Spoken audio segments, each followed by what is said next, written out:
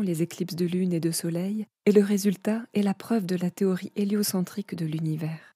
Le fait est que les éclipses ont été prédites avec précision par les cultures du monde entier pendant des millions d'années avant que la boule héliocentrique de la Terre n'apparaisse dans l'imagination de Copernic.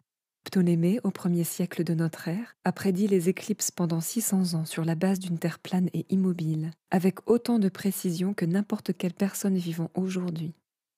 En 600 ans avant Jésus-Christ, Thalès a prédit avec précision une éclipse qui a mis fin à la guerre entre les Mèdes et les Lydiens.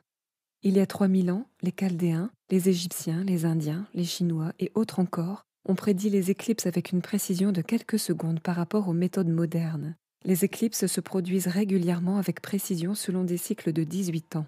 Ainsi, indépendamment des cosmologies géocentriques ou héliocentriques, de la Terre plane ou du globe terrestre, les éclipses peuvent être calculées avec précision indépendamment de ces facteurs. Autre hypothèse et preuve supposée de la forme globulaire de la Terre, les héliocentristes affirment que les éclipses de lune sont causées par l'ombre de leur terre sphérique qui occulte la lune. L'idée est que les sphères du Soleil, de la Terre et de la Lune s'alignent parfaitement comme 3 boules de billard alignées, de sorte que la lumière du Soleil projette l'ombre de la Terre sur la Lune. Malheureusement pour eux, cette explication est complètement invalidée par le fait que les éclipses de lune se sont produites et continuent de se produire régulièrement lorsque le Soleil et la Lune sont encore visibles ensemble au-dessus de l'horizon.